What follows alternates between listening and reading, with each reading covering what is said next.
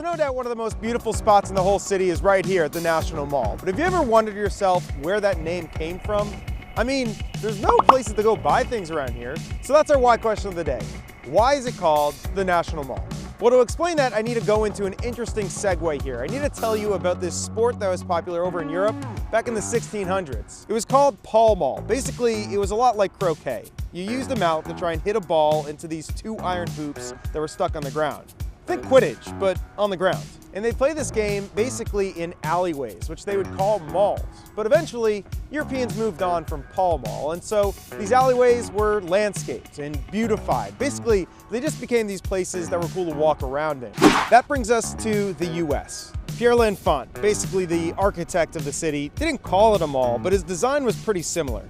He wanted this grand avenue from the Capitol to the south of the White House. In a lot of ways, though, his master plan really didn't pan out at first. While there were some grassy areas, there was nothing resembling a mall.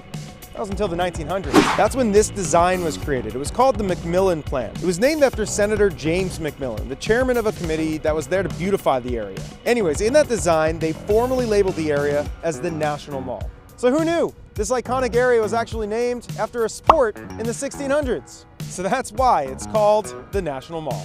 I love history.